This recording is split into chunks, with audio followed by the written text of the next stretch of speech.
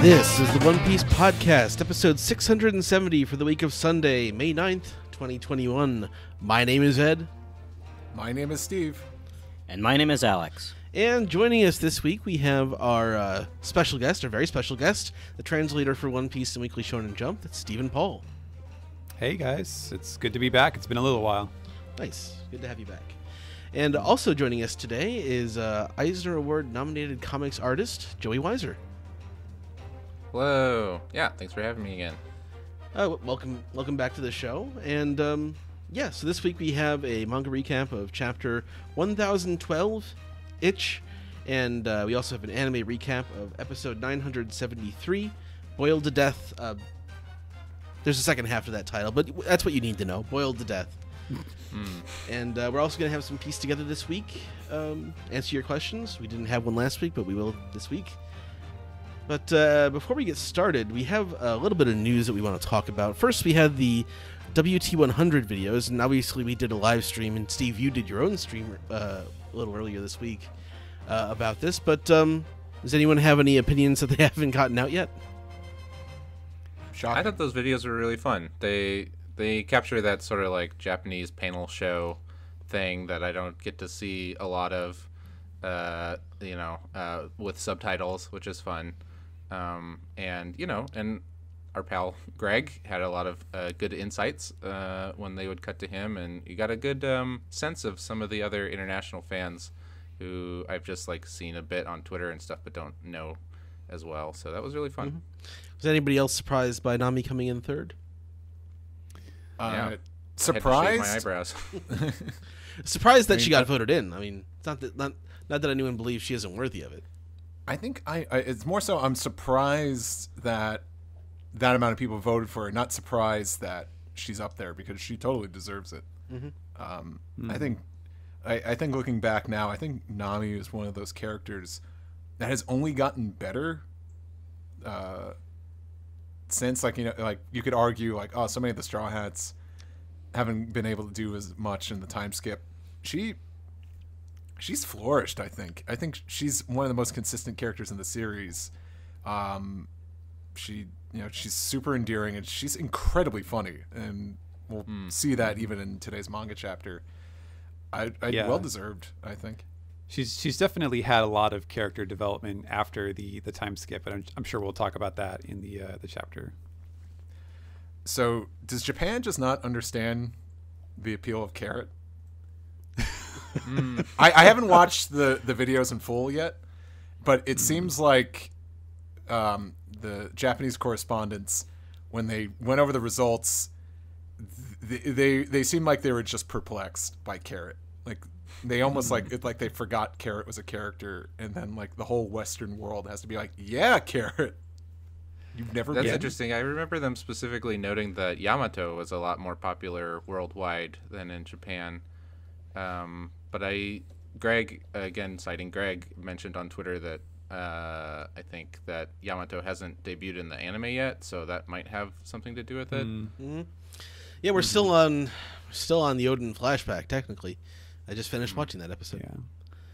Yeah, I know that Greg, his job was to sort of like come up with interesting commentary and things to say about some of the characters, and I think even he was a little perplexed about certain things. Like he kind of mentioned like there's these things called furries too, regarding carrot, and he didn't expect it to be like a comment that would make sense, but I guess apparently the producers were like, oh yeah, talk about that. And so he was sort of railroaded into to bringing it up, and yeah, I definitely saw some people clipping the screenshots of him with the furries in the subtitle. It was mostly us. I made sure to clip the some members of the One Piece podcast talking about furries. It helps when they put it in big, bold English letters. Yeah. It helps for the shit posting. Yeah, exactly. One of his comments that I liked actually about being kind of perplexed was when they mentioned Caesar. I think it was Greg that was like, he's such a hateable character. Why is he so high up there? And couldn't help but think of other members of the podcast who would disagree. But Rockstar, that was. Yeah, they said on that video that maybe that's because people theorize that Rockstar is connected to Rox, the legendary pirate. And, But this is the top first I'd heard of that. 100. Yeah. Yeah, I think that's a meme vote. Yeah. Yeah. All right, so our next bit of news is the next set of Viver cards. The Wano Viver cards have come out. Has anyone been able to get these yet? Yes, I have them. Ah, any big surprises or anything we should know about? Yeah, so it's the new starter set, volume 1 or whatever they're calling it. Notably, the binder is about like half as wide as the previous two, which I don't know if that's like, because they don't expect to make that many more cards, or if they're just sort of like, okay, well, we already got through the bulk of them. Let's keep, if we have to sell another one after this, we can still do that at a smaller size as well. But I definitely notice it's very noticeable when you have them side by side. When I took that binder out of the box and saw how small it was, I just thought, well, very bold of them to assume. Yeah. Most of the cards in this one were the Wano versions of the Straw Hats. There were a couple more, I think. I don't remember now because I rearranged mine to all go in numerical order. So I just have a bunch of random cards, like the move sets and the miscellaneous characters in my my new binder right now. But there were, I think, were there any other like Wano characters in there? I thought it was interesting that Toko and That's right, yeah. Yasuye shared one card. Right. Oh. Yeah. They were in there. And there were a couple, they put like a miscellaneous characters from was it Skypia? Yeah. Yeah. That was Jaya. like, how did that get overlooked like the previous runs? But Gotta fill them in good somewhere. to fill it out. Yeah, exactly. So I don't know. I have not heard anything about when they plan to sell additional things, but I would assume in the months ahead we'll probably see some more pop up on Amazon listings and such. I'm going to use mine for Wano specifically, I think, just because of how small it is. And I mean, it already comes with the Wano versions of the Straw Hats, so I feel like it's probably a good move. Yeah, they had like the some of the funnier like little things for the backs, like they included Frankie and Robin and Brooke, all the faces, stuff like that. Very good. So, yeah, some nice stuff. Yes, we have some more news about the next Fizz box set that's going to be coming out, and this is going to have a Jinbei insert bonus manga, which is a compilation of the Jinbei cover story, but it's going to be bound separately, so that'll be pretty cool. Yeah, it's interesting because the box set is what was it, like 71 through 90. Through 90. Okay, so yeah, it's basically all of Dressrosa and Whole Cake Island, and then the Reverie. So it's like everything up before we actually get Jinbei joining the crew. So I thought actually that's kind of clever to have that, like here was this little story of what he was doing in between these arcs, because it will come in handy at some point. It's a chunk of one of the Doors books too, I think. Yeah. Which, I mean, honestly, mild tangent. I think that that probably wouldn't be too hard to bring over. Honestly, it's just a compilation. Yeah, it would be nice, but I guess it depends on the perceived value of it to the folks doing the decisions. And finally, we had a YouTube bit of news. Steve, there was a video made by the writer of the 4Kids One Piece rap. Do you want to sort of tell the people about that? Oh, geez, I'm a little unprepared, so hang with me here. But I think that was, it almost seems contradictory with our Forced to Watch 4Kids podcast on our Patreon. Like, when really it's all, like, it's meant to just be all good and fun on saying, like, yeah, this dub is a mess, and we're going to have fun criticizing it. But there's been like an outpour of very positive things about the 4Kids production this week. I don't know. And I mean, one of I'm positive on the rap, but I mean that doesn't really extend to anything outside of that. Well, Given how much we've sung the song in the past. Well, Sean Freshco Conrad just suddenly released a YouTube video just explaining about his history just working at 4Kids Entertainment as he was like an engineer. Yeah, he was a sound engineer. Yeah, it was his whole backstory. Like, this is a One Piece thing. His whole history is really interesting. He was a legit old school rapper who rapped with a lot of like well known people, and they were like little clips of his songs and stuff, and he sounded pretty like cool and good. But like I think he's just maybe not one of those guys that ended up hitting, and so he just got a job as a sound engineer and found his way to 4Kids, and so they were just like, hey, we want this new song to be a rap. We know that you rap.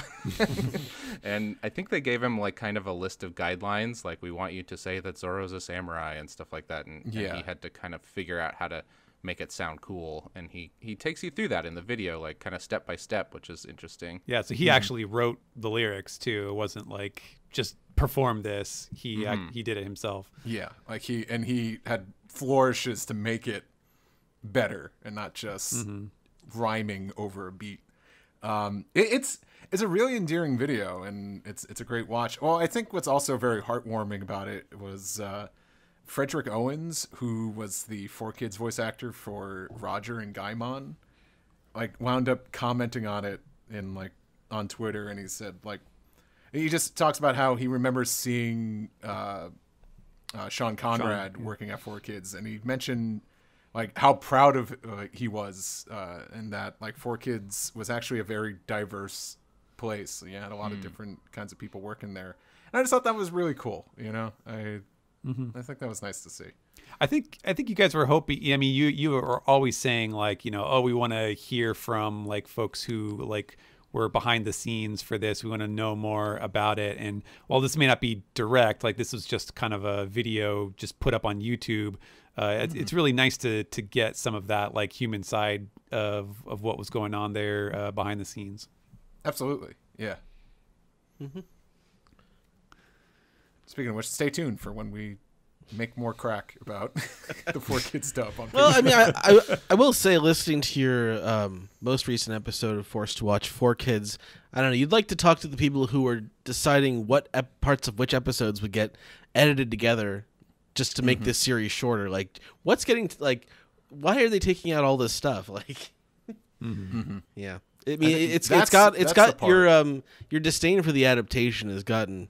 It's increasing. Like, they used to adapt whole episodes at a time. Now they're just Frankensteining.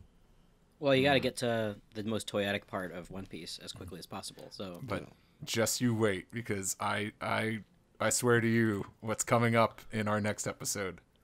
Oh God! Will truly push us to our limit. Hey, do you get to Whiskey Peak in the next episode? It's 4 episodes, but I mean, we're still in Roguetown. I'm sorry, Roguetown. When you said that just now, Steve, I had like a little pit in my stomach, like when you're going up a roller coaster. Yeah, when you're going up Reverse Mountain. That's right. Yeah. Oh, that's very poetic. So I mean, with all the 4Kids One Piece stuff coming out of the woodwork, I'd honestly like to try and elevate them a little further. And get what their stories were in context and stuff for the pod. I think that'd be cool. Right on.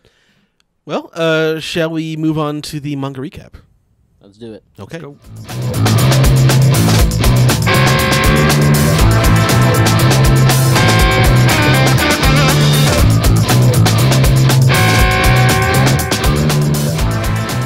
This is the manga recap for chapter 1012, Itch. And we've got here a reader request on the cover for Kid so focused on building a bird out of scrap metal, he doesn't realize his head got turned into a bird's nest.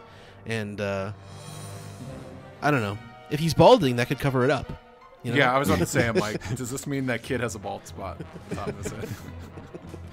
Yeah. Just gotta mash down certain hair. It's like some parakeets with that plumage there. Look at that head. Why does everyone go with steampunk bird? Yeah, I don't know if I've complained about this before, but this is the kind of request that I don't like, where they kind of spell too much out. Like they came up with their own punchline.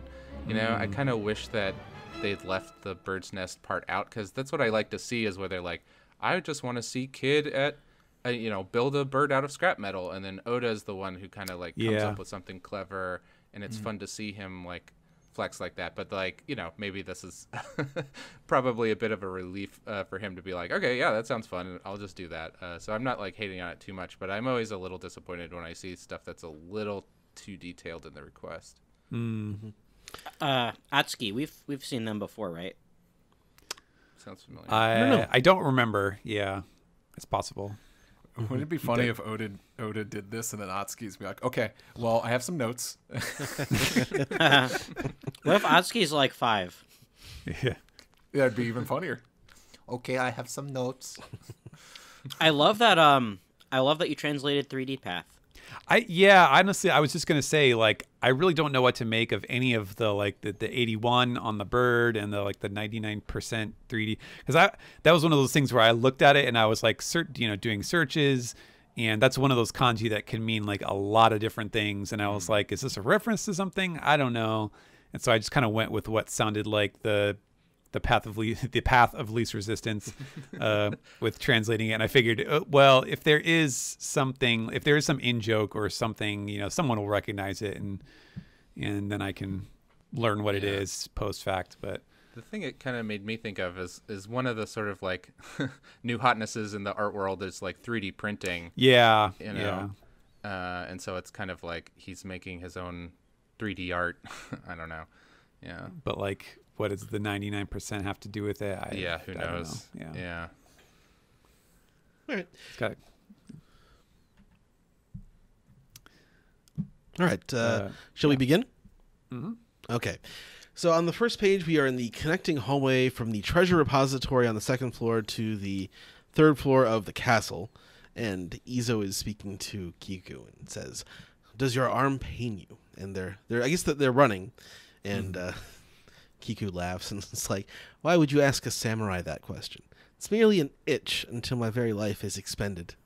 And it's no worse than the itch this one felt in the heart on the day you left for good. And you get a brief little flashback scene of little Kiku crying over Izo leaving, and it's very sad when it's not something that's followed up on. Granted, these are side characters, but it's there. It's definitely painful. So.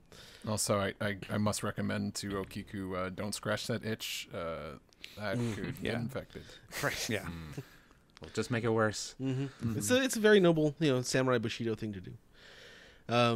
So they're running off, and I guess that's Izo. Izo saying, "Come on, but if you're doing well enough to tease me, I'll take that as a good sign.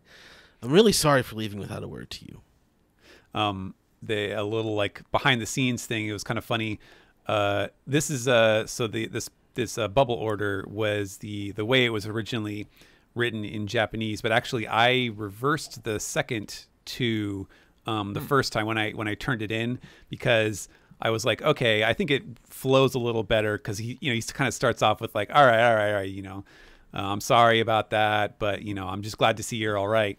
And so when I read the chapter here, I was like, yeah, it feels a little bit awkward. And then, like, just in case, I went back and looked, and I was like, oh yeah, I did have him the other way around initially, but I guess they thought, well, let's stick closer to the order that Oda wrote them in. So some of the like fine tuning that goes on behind the scenes. Interesting. It was interesting. So Kawamatsu says to Izo, "If the country is opened as we hope, what do you suppose will become of Wano?" And Izo decides to push off that discussion until the morning, if we're still alive. And Kawamatsu chuckles at this. A tall task, he says. Next, Kinemon, we get, he is saying, "At this point, it's an all-out melee. We win or we die. I'm certain we need all the help we can get. It should be more than enough to protect Lord Momonosuke on my own. The rest of you, scatter and join the fight." and everyone's got their energy up over this. They're like, all right, let's do it. Let's fucking go.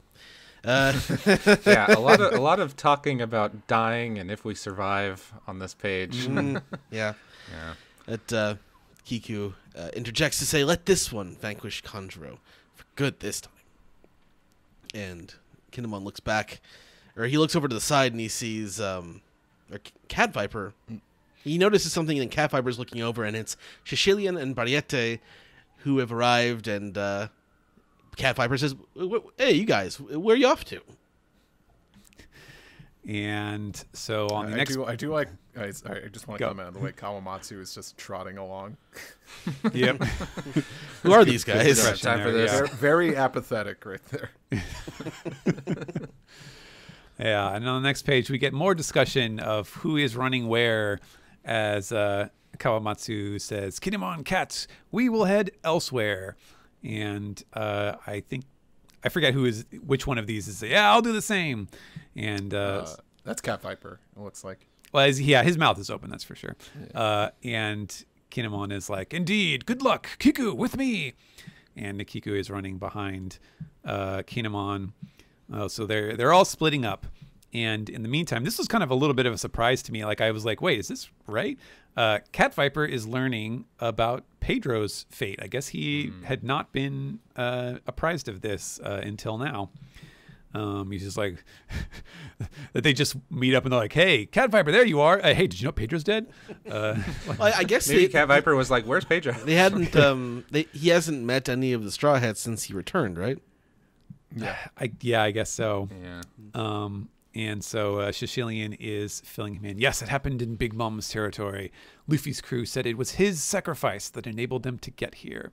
"Ah, I see." And then we are reminded here of who this is, Bariete, the little monkey from the Mink Recon Squad. And he says, "But the one who caused Pedro's death is here on this island. I saw Carrot and Wanda fighting him, but their anger was getting the best of them. That's why I had to rush back to warn Commander Shishilian." And just so you know, I did try as hard as I could to slip some monkey puns in there, but it just was not quite working out. And I was like, it's kind of a serious scene. They're talking about who's Pedro being dead and stuff. Maybe it's not Pedro was monkeying around with a dynamite. Yeah, it's not the time for monkey shines. This is serious. No time for monkey business. Yeah.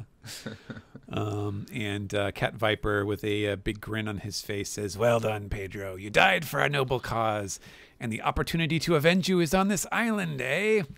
And he tenses. He gets a good grip with his paw, and then bounds through the air, as the pirates down below are screaming, "Ah, the cat's flying!" And he's jumping up on the bed. He's jumping up on the cat tower in the background, the top of the bookshelf. Yeah. And they're like, "Boss." And now we transition to the crawl space, this little funky area in between floors above the first floor. And this is where Yamato and Momonosuke and Shinobu are hanging out at this little altar. And I think this might be Shinobu is saying, "Just watch out for the Marys." Or maybe it's Yamato. He's saying they're looking for the both of us together, Momonosuke. So I'm going to be a decoy. This is you, see? And he has the little ghost that you make out of a tissue and tie the neck. And it's just got a little Luffy type very drawn convincing face. Yeah, he's got the cheeks. He's got dimples. Yeah. Yamato's very, very cute little smile there. "This is you, see?" And Momonosuke is like, "You're not hiding the fact that you're just itching to go fight." And so we get itch reference number 2. And fun fact, the itch that was mentioned in the chapter title was referring to this one, which is Uzu Uzu. You can see if you can read hiragana, that's the sound effect there of Yamato being really excited to run off and get into the action. Whereas the itch that Okiku was talking about previously was like Kayumi, which refers to more of like a physical, like an itching sensation. But I thought it was really interesting that like there were two kind of different synonyms for like an itchy sort of feeling. And I like it when you get the chance to sort of double up on the reference in a chapter title, kind of ties it into the content a little more firmly. So I was like, oh, that's kind of neat that they can both be translated to itch. So that's why I went with that. That's cool. And yeah, and then Shinobu says, it's all right, Yamato. We've already made contact with Master Keen, so I guess they're just going to wait for Kinemon to show up. On the they used the little portable snails, the smart snails, to talk to him. And right out the door, Yamato says, "He's in your hands now, Shinobu." Oh, and is Luffy all right, Momonosuke? And Momonosuke says, he's the same as earlier, a little bit weakened, but, he's all right. However, there are only 2 voices now. And Yamato stops in his tracks, looks back, and then looks up and says, "1-on-1? I have to hurry." And then we, I guess a little time passes. We're still in the same crawl space. And Momonosuke says, "All my father's adventures. I've heard so many stories, but now..." And he's looking through Odin's Travels, the old book that he got from Yamato. And he must have gotten to Shinobu. the part of the chapter when Odin and Toki interloped. No peeking. Shinobu's got the peek of the crotch thing going on. Oh yeah. She's Shinupin. I can't believe toys Odin wished he had when he was a lad, but weren't invented yet. Yeah. That blasted puppet. So now we're on the second floor, 1 floor right above there.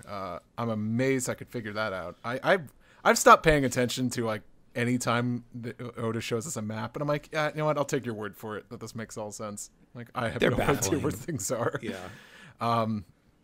So on the second floor, that's Blackleg Sanji. Take him out. He's worth 330 million berries. And as he kicks a bunch of the Animal Kingdom pirates away, we notice he is bearing the cross. He's bearing the cross. He's a chef. He should be burying the crust. Carrying. I can see Sanji being like, if anyone, to those non-crust eaters, like, no, you finish your crust. We are now armed with mighty joint. Yeah, it's my favorite Trigun character. Yeah. Sanji D. Wolfwood. Yeah. That is the ultimate joint. I forgot about that.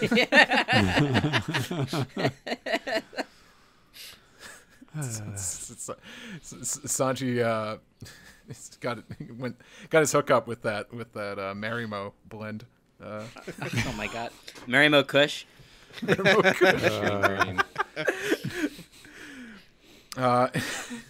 Someone points out that might be Pirate Hunter Zoro in there. So it's like, so he's carrying the I love that they just assume it. Yeah. That looks like a T-pose Zoro. No, we know who we ship around here. And then he says, he's carrying a jackpot. And so she's just like, what did you just call me? As his leg ignites. And we got to take a look at some of these gifters here. We got Warthog Belly. We got, I don't know, Oswald the Lucky Rabbit Man. The ears, yeah. He got pants on his head. Yeah, the Warthog guy looks like he's just wearing a t-shirt. Yeah, he just came back from Disneyland with the Puma t-shirt. And this other guy, it looks like he has like a wolf hat. Yeah. The wolf top hat. Yeah. Well, it's backwards though. Like it's sticking out the back of his head, and he's like looking down. No, man. Eyes on the back of his head. That sucks. He's got like a permanent hat, or it's a goiter in the shape of a hat. A lot of goiters in the Animal Kingdom pirates. And they often look like animals. So it says, you're making this much worse, Mosshead, as we see. That is Pirate Hunter Zoro doing a T-pose. I'll be honest, when I turned to that page earlier, the first thing I saw was that, and I was just like, who is that Iceberg? Like, I didn't... What? I couldn't tell who it was. And Sanji? I mean, like, No, Zoro. Oh, The face in the corner. Oh, how I've been waiting for Iceberg to show up in Onigashima Look, to man, end this war. everything in this series is bonkos anyway. You can tell No more Sanji's wars. insecure about no the Straw more Hats. wars, only trains. You can see that Sanji's insecure about the Straw Hats being so much shorter than every other character in the series. He's wearing like 2-inch lifts in his boots. Look at those heels. I mean, that's just his style, man. He only buys Italian shoes. Yeah. With fancy pointy toes. So we continue on the next page. A few dozen minutes earlier, bakam, boom, I love that, by the way. A few dozen minutes. Yeah. 36, 48. As Zoro, Zeus, and Law appear out of the sky as Sanji looks up. We get a closer look at them falling, and I think this is Law saying, "Shoot, we switched with something flying through the air." And maybe this is Zeus going, huh? And Sanji dashes towards his falling comrades, and he saves them all. But Zeus is wandering off, already looking for Mama, trying to help. And Sanji calls out, he's like, "Zeus, what about Nami?" And Zeus, going with the telltale option, sometimes it's okay to say nothing, turns around and leaves. And Sanji's like, Yeah, Sanji will remember that. And Sanji holding an unconscious Zoro and in a cross-legged, very comfortable Trafalgar Law.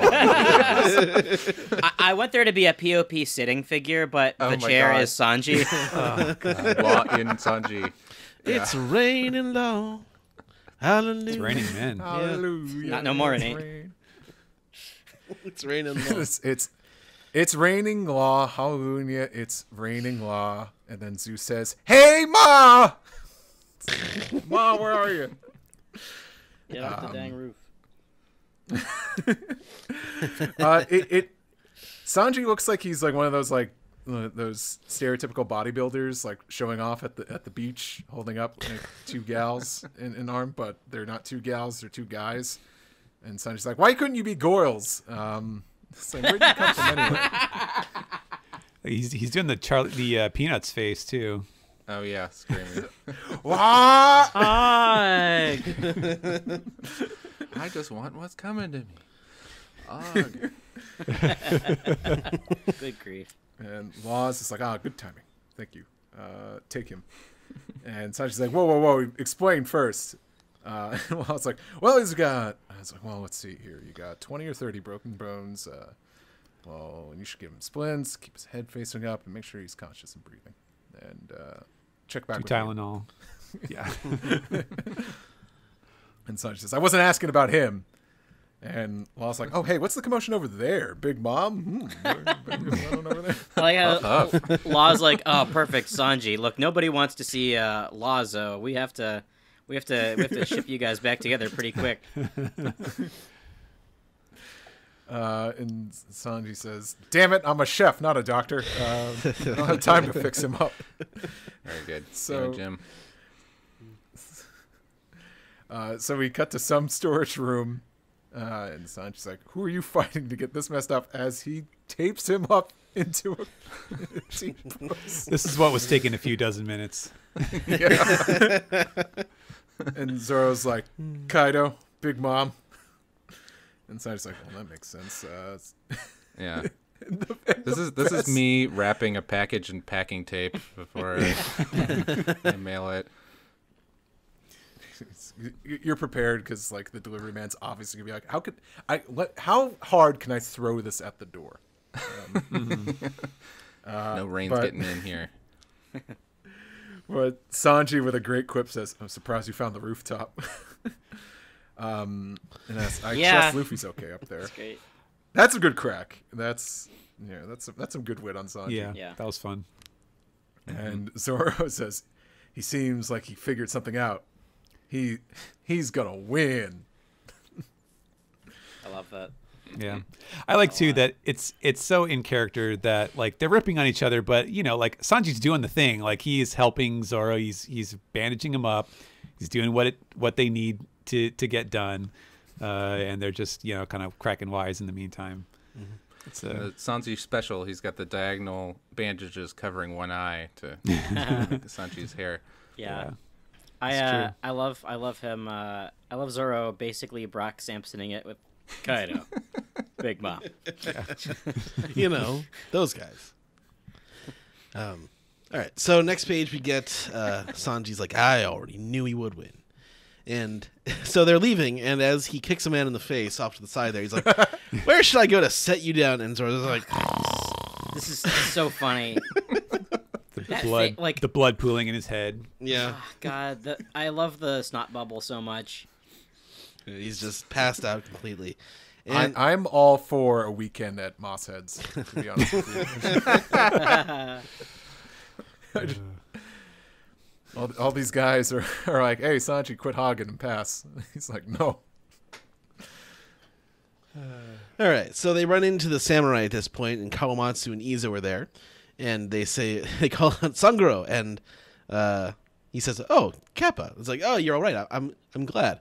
And so they talk for a little bit, and he's like, Sanji says, I was just going to help Momonosuke, and Kawamatsu lets him know that Kinemon is already on his way there, and he'll take care of it.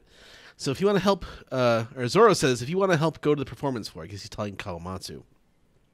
And yeah, this is so then he falls back asleep immediately, and then Sanji's like, "Don't give orders," and then fall asleep. And anyway, more running. We're off to running again, but Sanji notices we're losing valuable manpower left and right here. Zoro can't even stay awake. So this is on the same floor as where Sanji and Zoro run into the samurai, Big Mom, and the Big Mom and Ulti scene from last week or 2 weeks ago. So we get Big Mom or Olin, I guess at this point, say, "Was it you did you burn down Okabore Town?" And you get some goons in the background like, page 1. I like that Oda Pork chop sandwiches. I like that Oda keeps doing this. Because in the last chapter we had the guys that were going page 1. So it's just completely buried up to his shoulders and in the rocks. He's just so we get Ulti coming in to the rescue. "You're gonna regret that ever so much." She's running in. Yeah. And on the next page, Ulti charges at Big Mom. As Brian pointed out, Ulti's missing her mask for a second. Ma'am, I'm sorry. State rules, you have to wear your mask if you want to come in the castle. We need you to put it back on. So, yeah, how dare you hurt Pepe? And Usopp says, that's it. We can have Big Mom take her out, too. This is like a perfect. We can just completely stay out of this. She's like a goddess all of a sudden, Nami remarks. And Nami is like, it's her, Olin. She's the one who did that thing, whatever it is that you're upset about. And I love this. Or whatever you said. Yeah. I love this panel where Big Mom turns around and is like, pipe down, Straw Hats. After this, you're the one, you're next after I'm done with her. And so this is good. This is a good, like, It's also reinforcement. It's also a Peanut scene where someone's getting yelled at and they're sort of like flying through the air. Yeah, we've got their eyeballs bulging out and everything. It's very, very, and their tongues, very important, very good. And so Nami, quick to spin around with some hearts, is saying, "Ulti, get her. She's the one who's more scary now to me." And Get it, girl. let's take her down together. But Ulti is also not on board. She says, "Pipe down. After that old hag, you'll be next." Yeah. You can only imagine the eyeballs and tongues bulging off panel here. And so here we see Komachiro running, looking pretty exhausted. Run away, Komachiro, as far as you can get. Woof, woof, wheeze, wheeze. And then Ulti notices that they're trying to get away and is like, "Hey, I told you." And as Big Mom kind of pauses for a second, we bada bing, bing, bing. She ricochets all the way down to get to Komachio, and Nami and Usopp are screaming, and Ulti Mortar, she slams beeline straight into Komachio, knocking his eyes out white in a pretty painful panel. Everyone goes Poor dog. flying there. Oh yeah, I love that. Yeah, Nami's trying to hold on to Tama as she's flying through the air. You get that yipe. That's a dog noise. That's a very. Yep. That's yeah. That's not a good noise. It's a dog in pain. Yeah. Poor guy. Alex, you got the last one. Yes, I do. All right. Yes, I certainly do. So, Komachio is has been knocked prone with a thwud. Gotta love the Sumie ink sound effects. Pretty cool. And Usopp rushes over, screaming, "Komachio!" Well, he's from Pittsburgh or something. That's a good mid-action. He's like halfway. He's running, Scrambling. Halfway. Yeah. He's kind of stumbling. Yeah. Nami's in the and, down over there too. And here's Ulti in her dino form saying, "I'm ever so tired of playing tag. Stupid lion dog. You've been more slipper than I care to deal with. Did that break a few bones? Now it's time to put you out of your misery." And she continues to hurt Komachio, kicking a dog while it's down, something that you're not supposed to do. And this upsets Tama greatly. She's saying, "Why? Stop it. Komachio's my friend." And this, of course, triggers Big Mom. And she says, "Otama, did I just see you hit my friend, little girl?" Oh, you missed the bottom panels where Ulti hits her. Oh, goodness. I did. Sorry. I didn't scroll down. That's the 4 kids Yes. edit. She says, "Come." Yeah, This was a that's 4 what kids. Oh, God. See what it's doing to me? It's leaking into the main show. Yeah, it's Tama been doing got that sent for to a the while. dungeon. For the rest of its days. And feel free to quote me. So after Otama says, "Komichi is my friend," Ulti gives her a slash slap. And this upsets Nami. She says, "Tama." And Big Mom, of course, there we go, is also triggered by this. She says, "Oh, Tama." Usopp tells Nami to take Tama and run. They gotta go. And Big Mom says, "Did I just see you hit my friend, little girl?" And Ulti says, "So what? You just smashed my little bruv." And before she can do anything, with a zap, Nami takes her clean attack and thrashes Ulti 1 with great lightning. And she screams, "Who said you could hit Tama?" I love the 2 exclamation points there. And Ulti is looking like she took a pretty bad hit. Also, this panel rocks. It rocks for like I love the lighting effects on Ulti. Having her in the foreground and Nami's in the negative space there is so cool. Very, very well thought out layout.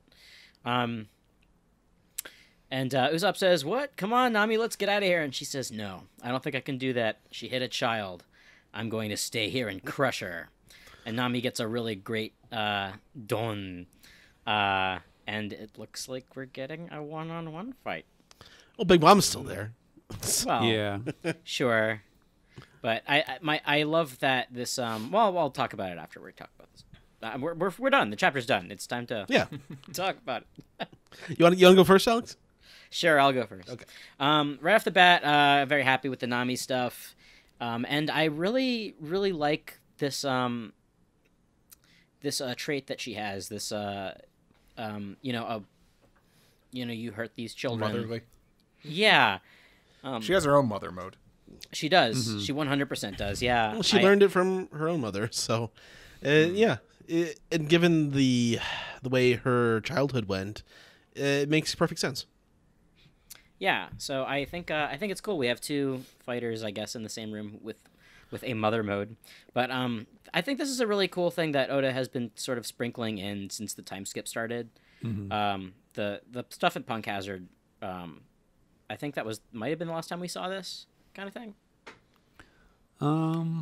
Nami's. Yeah, I think that was a pretty big, like, it was a That was big highlight moment for that. of that arc. But she's had other moments like this. It's definitely something that you did not see before the time skip.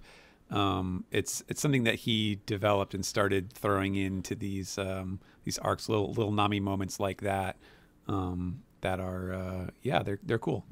Yeah. Aside from that, like, great stuff. In terms of comedy, the second time I read through this chapter, I laughed so much. Mm-hmm.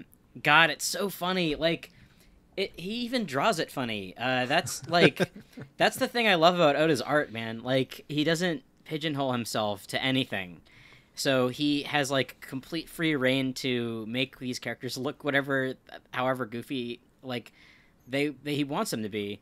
Like, I love this panel where Sanji is carrying Zoro and he's got the snot bubble in his nose. Like, he didn't just do something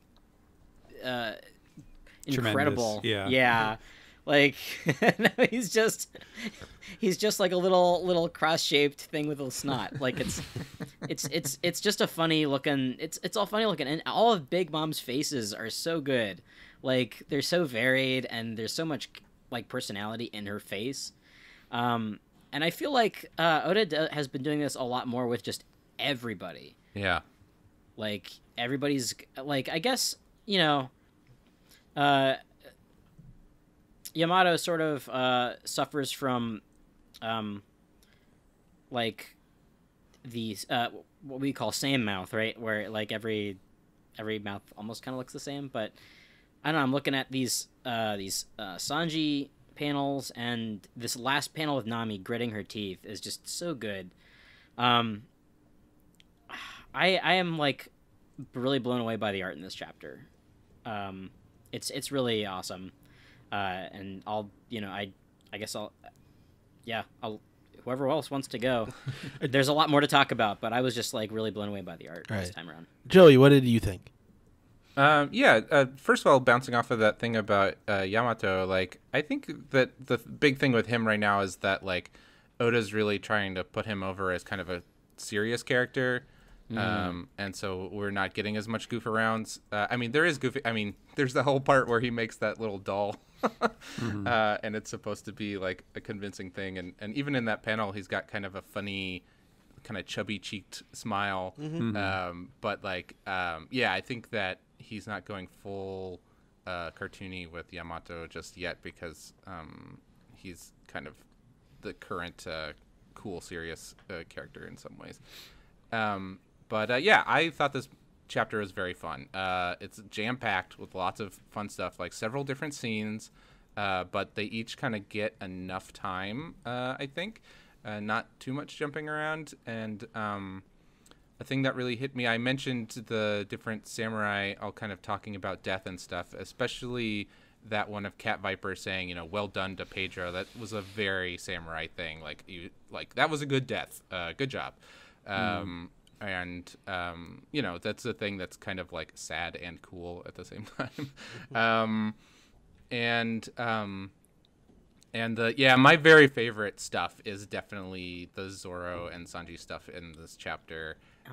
It's so funny. Like Alex was saying, it's so funny. I've tried to kind of put my finger on how it was standing out, and it's almost like a sort of like meme humor or like Adult Swim, where like it's this like non-moving object that's always the same, like it's just kind of being moved around, like clip art or something. Yeah, exactly. Yeah, and it's just so funny, and it's so like it's both kind of like it could be demeaning to Zoro, but the fact that Zoro doesn't give a shit makes him even cooler in that way. I would love to see cross. T-Pose Zoro just walk in to the Aqua Teen's house and be like, it don't matter. Yeah. None of this matters. Oh my god. It is very Aqua Teen. Yeah. Y'all, I can't wait for conventions to happen again, because a Sanji carrying around like this thing Oh my god. for cosplay would be amazing. Yeah, and that's going to be a good figure. Like, the Zoro would make a perfect, like, keychain or cell phone strap thing. Yeah. Christmas ornament. Yeah. Or it's one you could make yourself with your own. You guys are Zorro giving me figure. ideas here. A wrapped up Zorro body pillow. There we go. Oh my god. And the ulti stuff is cool. Yeah, I'm definitely very excited about Nami here. I'm curious to see if we do get a full-fledged like one-on-one fight with them, which I hope we do. Like, and if we get a sort of expansion on Nami's powers, we've been hitting the like lightning pretty hard lately. Lots and lots of lightning, but at this point we've kind of seen that several times. So I'm curious to see if Oda pulls in more weather, like different weather stuff, or if he comes up with kind of a cooler, newer lightning attack that we haven't seen yet. Well, one thing that, is just occurring to me right now thinking about this is that, so Nami is there, Big Mom is there as well, and Zeus was looking for Big Mom, and so I wonder if that's going to like all get kind of wrapped up in that now, like Zeus is going to show up, and like is Nami going to try to use him? Is there going to be some like interaction or confrontation with her and Big Mom about Zeus and like the Hera, the new one and Zeus stuff like has that. already gotten replaced, Yeah, so like there's a lot of room for like dramatic possibilities there. I think that could be really cool. Mm-hmm. Yeah, that's all I have to say. If you want to keep going. All right. Yeah. So you can go, Steven. Yeah, this was a short chapter. It is two pages shorter, although it doesn't really feel like it because it is so dense. I will say there was a bit too much of the like, okay, we're gonna split up, we're gonna go this way, we're gonna go that way. Especially the first couple pages. I mean, I guess he does need to explain if the Yakuza are going to split up and go separate ways.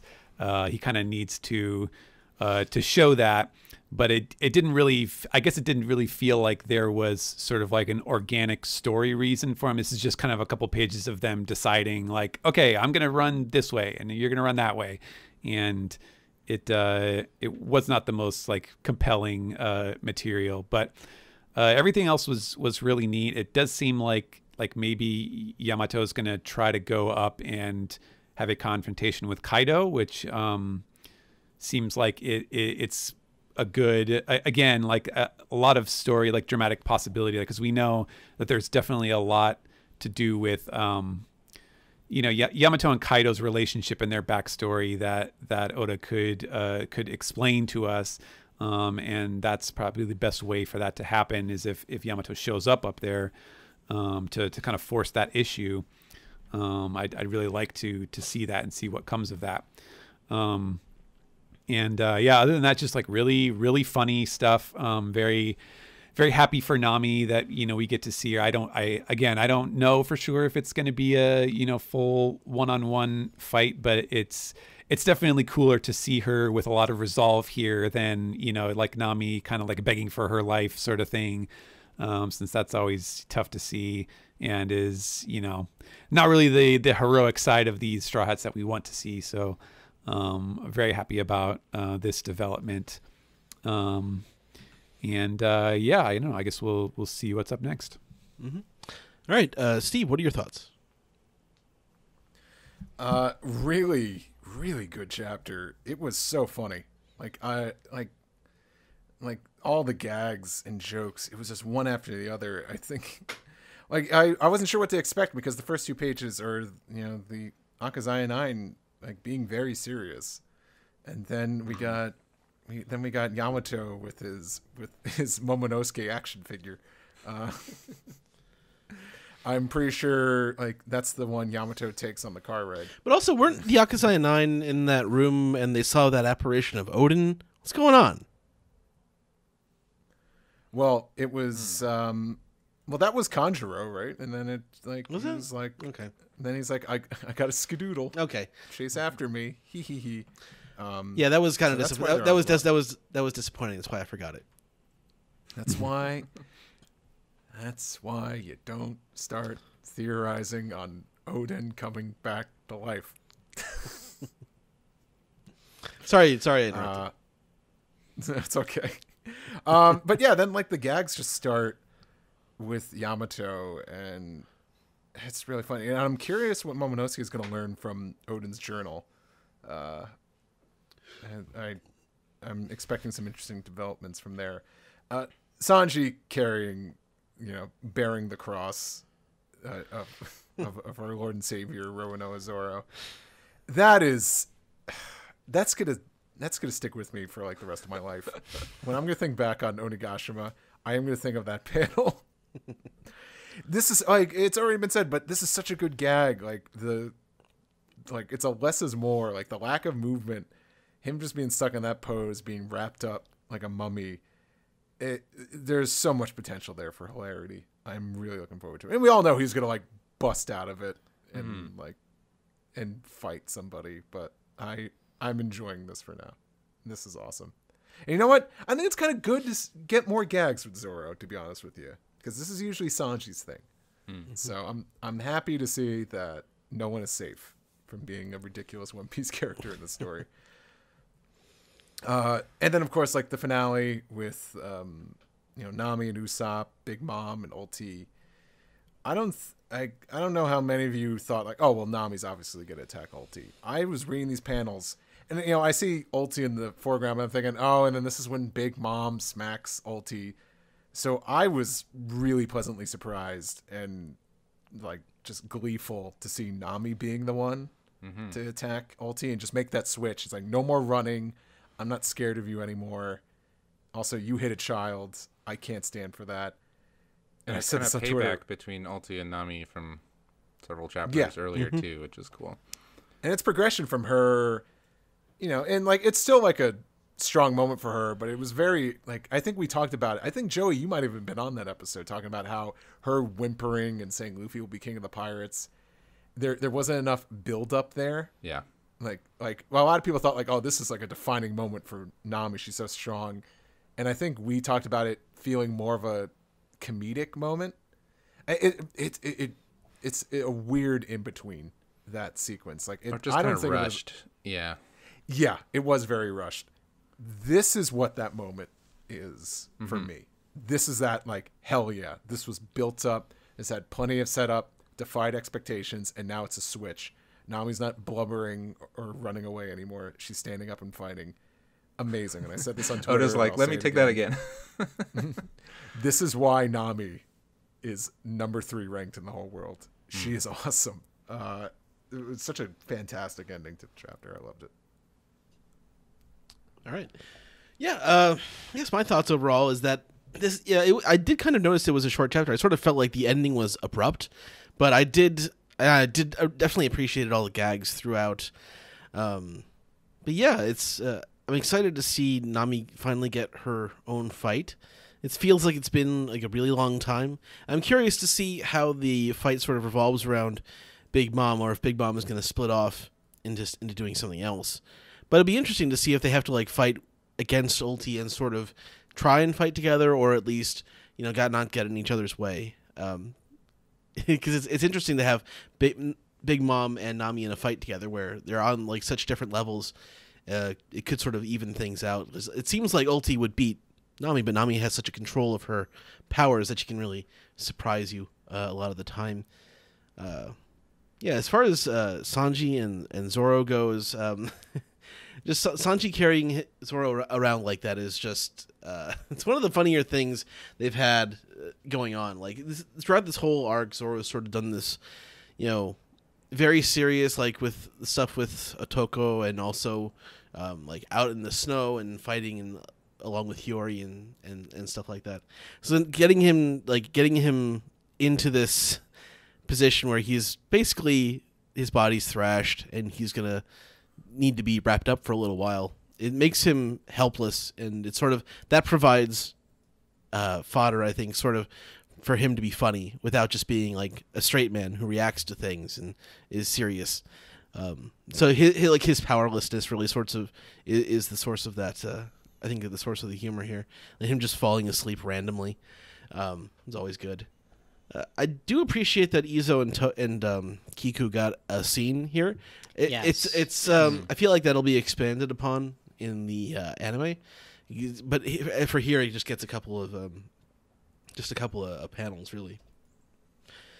But yeah, I'm excited to see what comes next week, and if we're gonna keep an eye on these fights or if we're gonna switch it up a little bit. But yeah, that's all I got. All right. All right, Steve, would you like to go on to the next segment? Sure, let's do it. Okay. Wasn't sure who was the one calling the shots.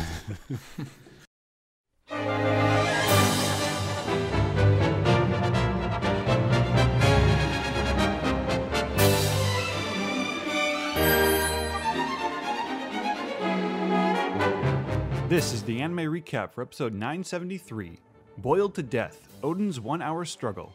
I'm your host Sam, and today with me we have, once again, Ed. Welcome back. Or I guess welcome back to myself. I don't know what I'm saying. It's this was a very stress-inducing episode of the anime this week. It's good, but it was it wasn't fun. The title card this week begins at 4 minutes and 30 seconds. And we open with Kaido and Odin and Orochi's little stare down. I noticed that when they flash back to the guard burning, they put the little VHS filter, or like the old TV CRT filter. I guess that's Well, this whole thing is like, I mean, with flashbacks, they could do a lot more with like showing it. Like this is the memory. Like this is how memories work. But I guess in old-timey Wano, I have a different idea of what a memory would be represented as. They've been doing a lot of speed lines on screen lately, I think. Or like you know, this like the edge of the frame and stuff, like making it all jangly. There's like one animated action shot in this whole episode, and the rest of it is mostly. I mean, it doesn't need to be super animated because it's mostly people talking. Mm-hmm. So yeah, Kaido basically accepts Odin's kind of impromptu challenge and requests a timer from his guards, and Orochi doesn't seem to be on board with it, but Kaido's the muscle here, so he gets what he wants, and he gets a timer, and he says Odin has 1 hour to survive.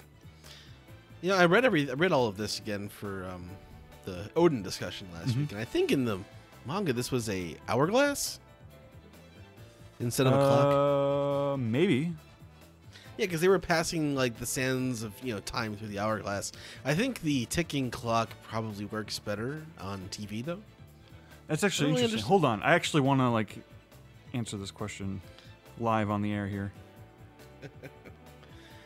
I'm not sure exactly what chapter that would be. No, it looks like a clock. It's a clock in the manga too. It was? Yeah. Oh, okay. There must have been I was something thinking of else something that else. was. Yeah, I'm sure there was an hourglass somewhere else in One Piece. Yeah.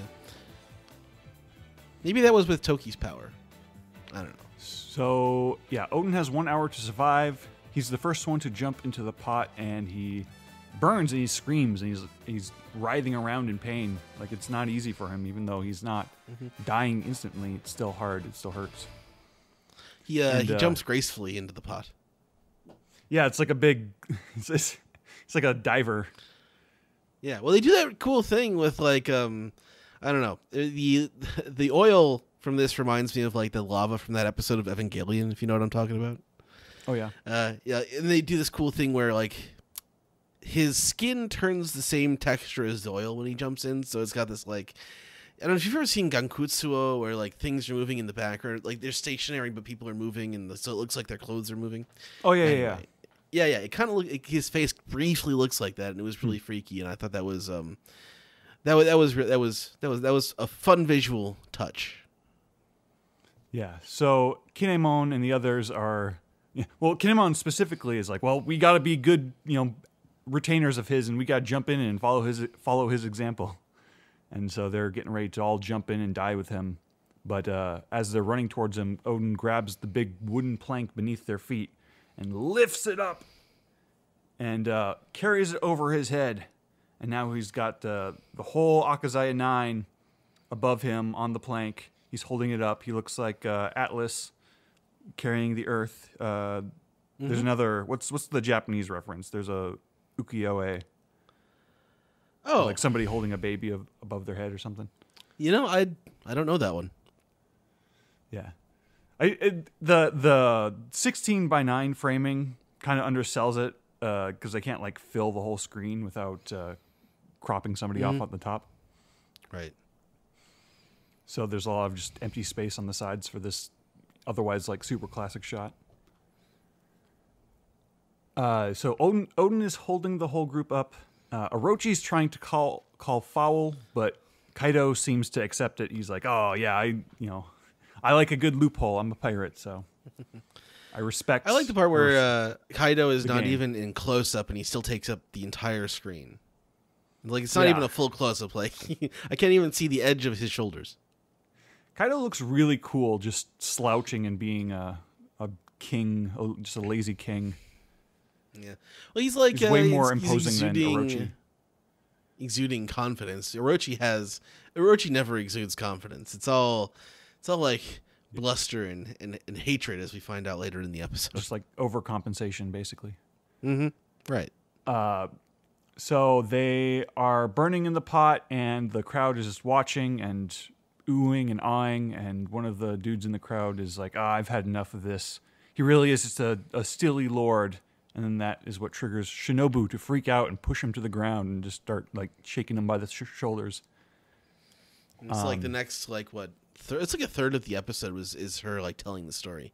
Yeah, so Shinobu, she spills the beans about what Odin and Orochi's deal has been this whole time. And we flash back to when Odin and Orochi were in that room, and Orochi is talking about how he just wants to destroy Wano, just pretty much out of revenge. And that brings us to the eye catch of the episode, the first half of which is Zoro cutting the Punk Hazard Dragon, which is interesting because you can tell that they're trying to pick scenes that resonate at least a little bit with what's going on. Mm-hmm. I guess Odin fought the Dragon Kaido and Zoro cut the dragon's head off. Yeah, and Momonosuke, we found Momonosuke in Punk Hazard. That doesn't have anything to do with that, but maybe they're Momonosuke's in the other half of the he's in the other half of the eye catch this week with the family. Maybe the anime is foreshadowing Zoro killing Kaido. Hey, maybe. Not in his current state in the manga. Well, I don't want to say too much on this anime recap. And the other eye catch is Odin and his family having a big happy hug. Mm-hmm. It's a little cruel, isn't it? This episode. Yeah. So while Odin and Orochi are having this conversation, we see Dragon Kaido outside the castle, like twisted around. And basically, it's all just big.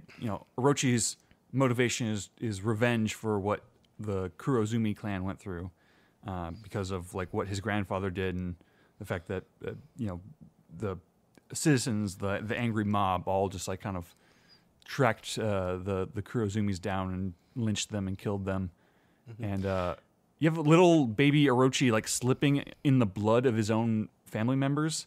Yeah, that was just pretty morbid. It really gives him, there's a germ of something in there of like, he didn't necessarily deserve that. But at this point, you can't just go kill everybody and destroy the country just because you were wronged. That's but you see where like his hatred originates from, like why he is the way he is. You get a little bit of a Doflamingo complex where it's like bad things happen to him.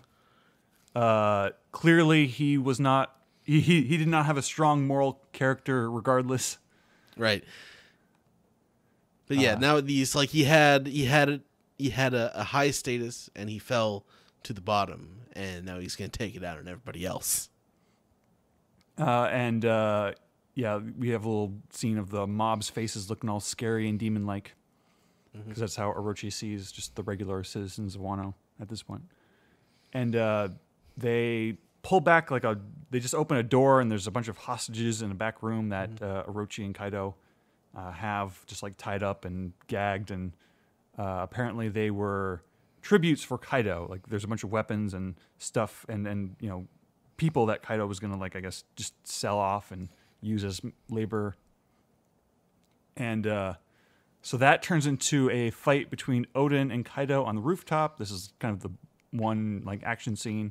There was I like the one where I just wanted to say there was a part where they make it look like Odin is almost able to cut through the barrier. Like he makes like dents in it, but then they like immediately sort of fill themselves in, and he can't get through it. Yeah, Orochi is hiding behind the barrier fruit this whole time.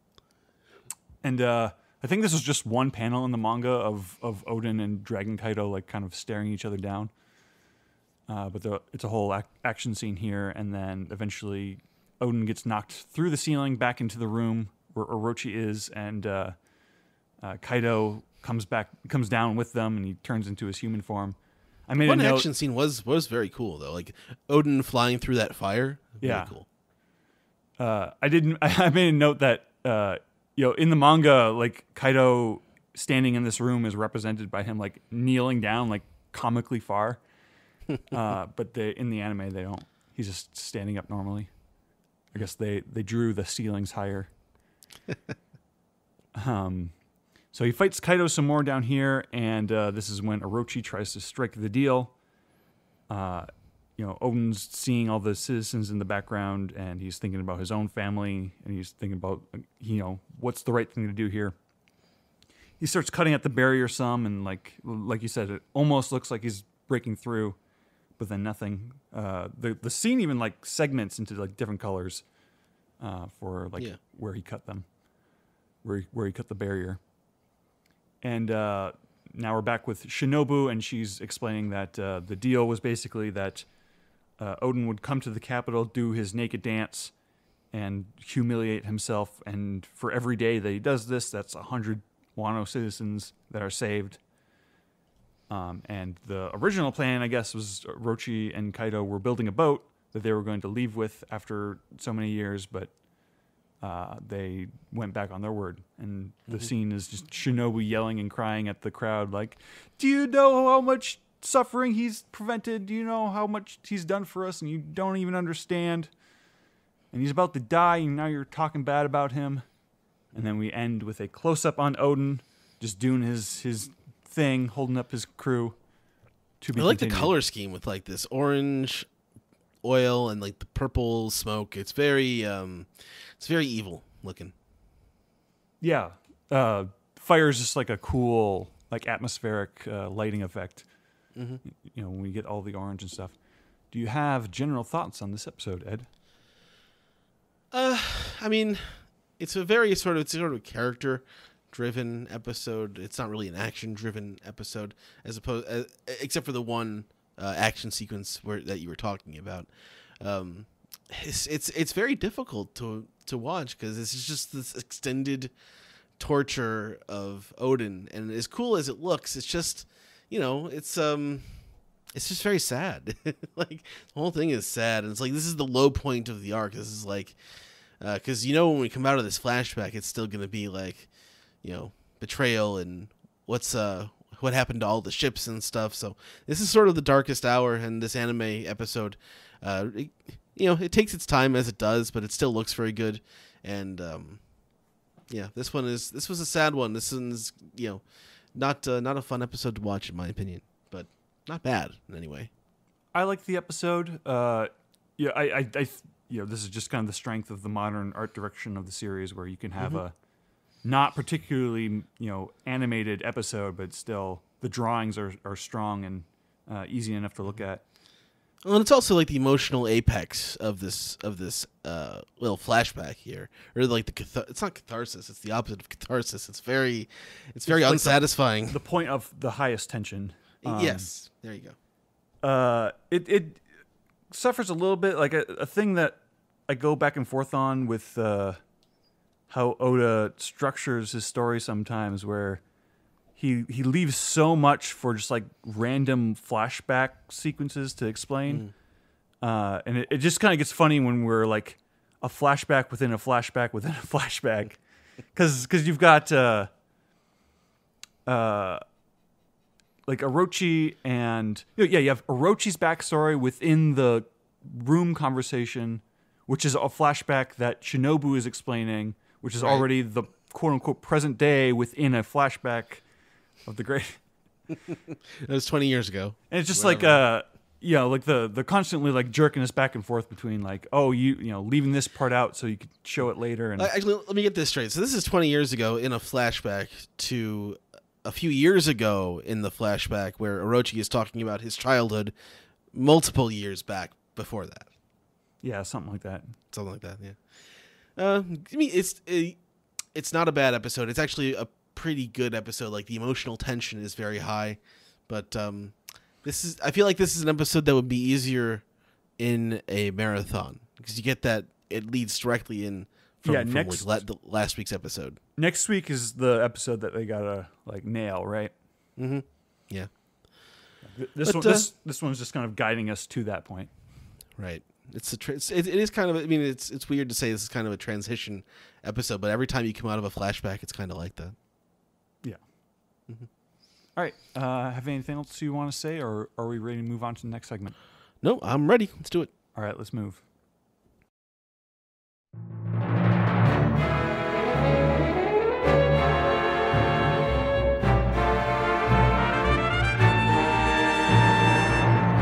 This is the Piece Together segment where we take your questions, your comments, your theories, and relate them all to the hot anime and manga trigon. So that's what we're doing this week, at least. So, all right. So, The 90s. yeah, a show that was possibly more popular in America than it was in Japan. Almost certainly, actually. I think so. But I would say so. That was like when the anime bubble blew up in the early 2000s, like Vash the Stampede was like on the Mount Rushmore. Absolutely. I'd say. But it's also like it's just a show that I think that ran after midnight in Japan, or like on a cable station or like a satellite station. I think it was the first anime I bought on DVD. Yeah. I was thinking about this about Trigun earlier, actually, and that it's funny that the people who watched it had to kind of go out of their way to watch it because it didn't really air on Adult Swim, did it? It did eventually. Yeah. Yeah, but not like years when after. Yeah, when everybody was getting into it, Well, like barring tapes or going to Blockbuster. Well, there was like a 6-7 year period where it was on at like 2:30 in the morning, like every week. Like it just ran constantly towards the end of its run on Adult Swim. But like, Man, what a good show. yeah, it is. But anyway, so for One Piece questions, our first segment this week will be Dispiece. And who's got our Dispiece this week, Steve? I got the disc piece. All right, let's go for it. All right. I'm sure it's gonna be a mixed bag of hilarity, opinions, serious questions, and things that aren't funny. I don't know. Where's Sonata? First one comes from Big Mike. I miss Zach. What One Piece character would you like to have teach Zach the facts of life so you not have had to leave the podcast for having unprotected sex? Let me tell you this, Big Mike, if that's your real name. First name Big, last name Mike. Mike D. Big. Let Zach have his fun. Let him experience life. We all want Zach to have a good time. Don't take things away from Zach. But the actual answer is Vanderdecken. Wow. I was gonna say Wanze, but that's fine. Yeah, That works too. or Absalom, I guess. Any No, Satori. No one would ever learn anything Satori. from Absalom. What you do is Oh, you, the trial of the balls? Is that what you're saying? yeah. the birds and the Don't bees. give in to the feeling in your balls. Ha ha ha. You drill a hole in the wall, and then you look through it, and And then you get killed. Yeah. And then you die. I don't know. The innuendo with that statement, I think Zach could still take it the wrong way. So. Well, I'm glad we got both answers in, the serious one and the joke one. What's next? King Doji writes, "What a time to be a One Piece fan, but also what a time to be a One Piece podcast fan. I love all the extra content like Fight Together and Forced to Watch 4 Kids. Now, if only we could get Ed to record a podcast for an hour. Maybe just doing funny voices and yelling." what do you think this is? My question this week, when you think of the Straw Hats, what is the default outfit for each of them? I always think of Nami in her Arlong Park outfit, and I think Usopp has become his Dressrosa getup. All right, before we get into that, Ed, what would your own podcast spinoff be? Man. I don't know. I mean, me watching old, like, 1980s OVAs and stuff, probably. Yeah. Completely unrelated. I think Yeah. I could see, Ed just being like a just classic tape trading anime. Which is weird because I wasn't. This is like I've gotten into this in like the last 5 years, like really into like old stuff. I wasn't into it before, which is I don't know. Maybe I'm just getting old. Yeah, the Weeb Trailers podcast. You know. Yeah, actually. Yeah. There's a lot of disc history out there. Oh yeah. Today we're going to be watching Demon City Shinjuku. Hell yeah. This is from Kawajiri's Blue Period. All right. Default outfits for the Straw Hats.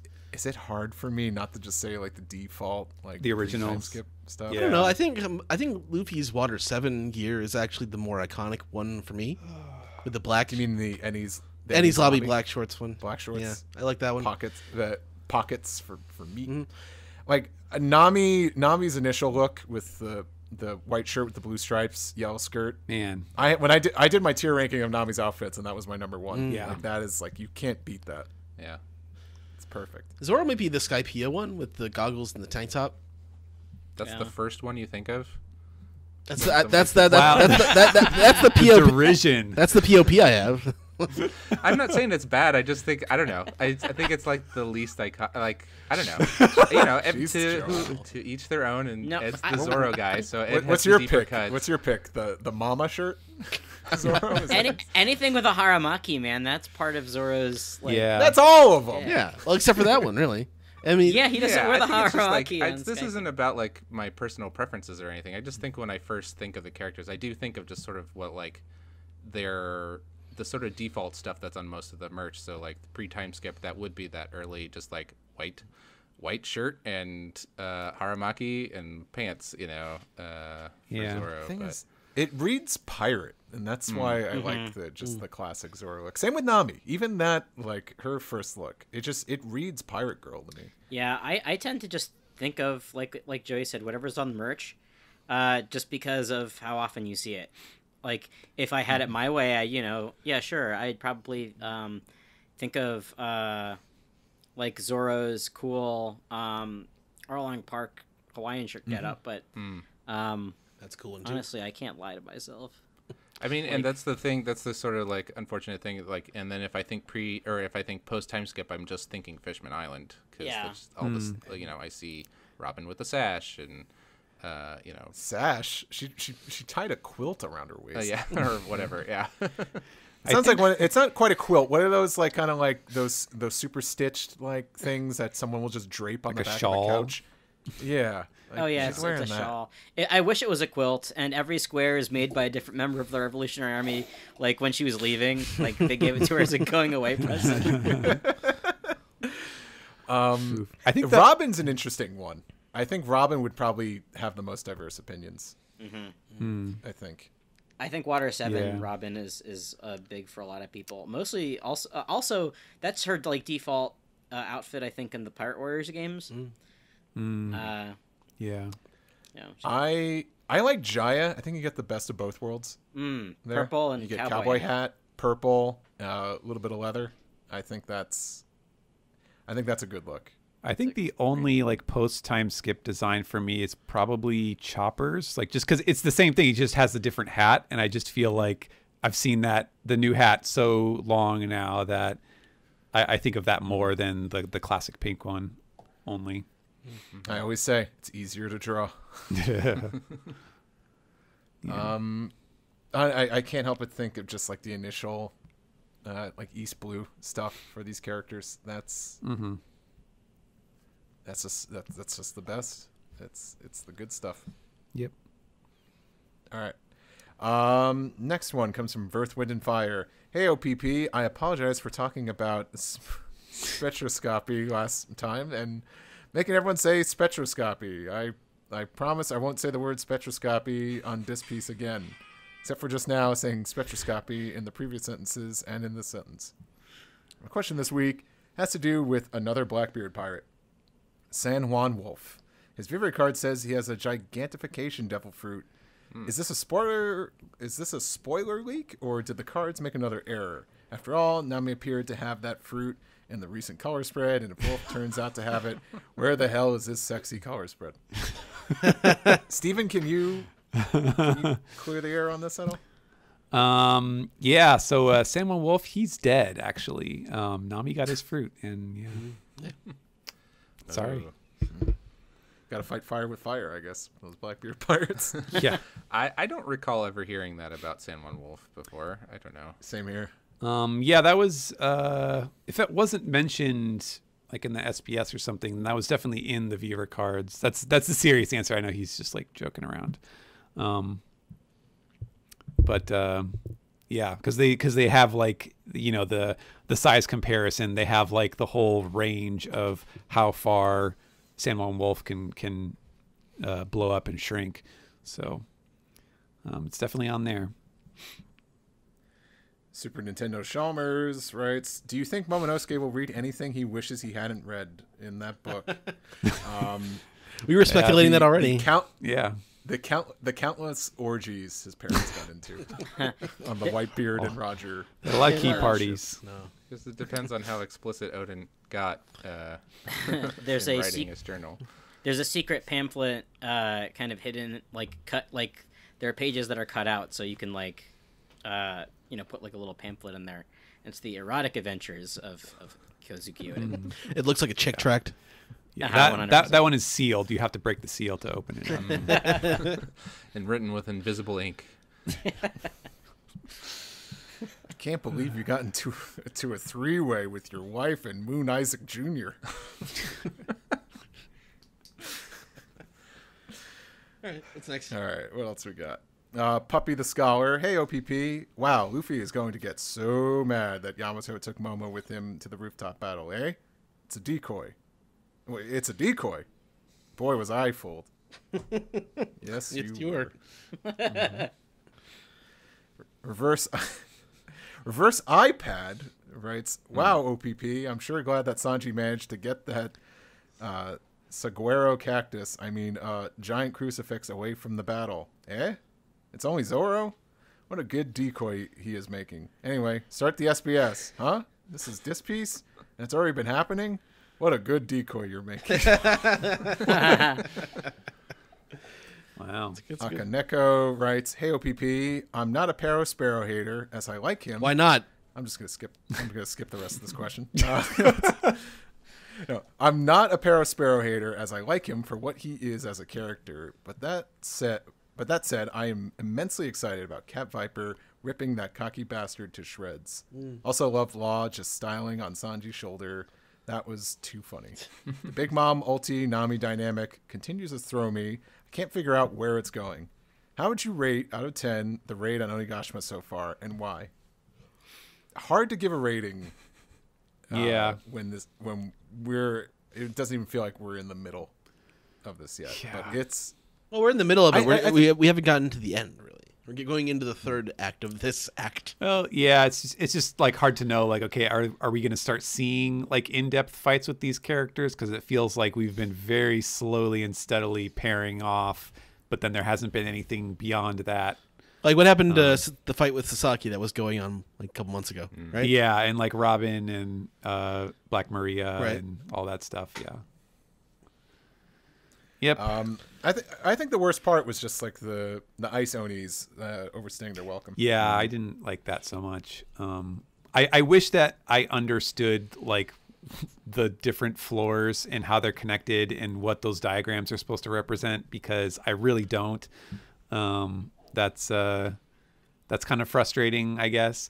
Yeah, there was a part where one of the characters was like, I'm going to the performance hall. I'm like, how do you know where the performance hall is? Yeah, it's just... let's check the director. The directory. Oh God, I can't even say that word. Directory. Yeah. Directory. The map in the mall. Yeah. I think it's by the food court. You are here. Yeah. How do they know? OG-san writes, oh man, I hope Steve is on this episode. Yeah, me too. What a nice moment for Sanji and Zoro. Although I'm kind of confused why Sanji needs guidance on where to go, from Zoro of all people. You think his observation hockey would come into play. Also love that Luffy is fighting Kaido alone for at least a few dozen minutes based on the timestamp on the flashback Sanji panel. I hope he is still in base form and we haven't skipped a Gear 4 transformation. To think that base Luffy could fight a Yonko for 30+ minutes. I'm going to go lie down because that is too much to take. Our boy is all grown up. It is interesting to think about Sanji's like observation haki. Like, yeah, he isn't really using that right now, is he? One thing isn't like if he tried using it, it would just be a whole lot of noise. Well, I guess, yeah. It's not. Yeah. Yeah, there's a lot going on there.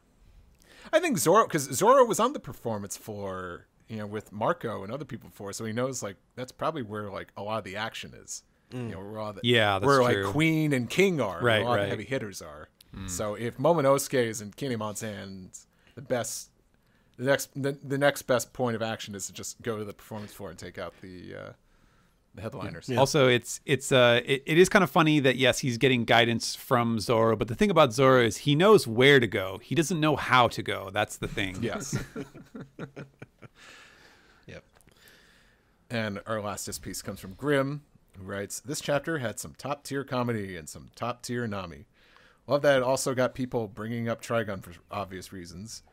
Seems like everyone's about ready to throw down. Are there any characters, matchups you guys want to swap around?"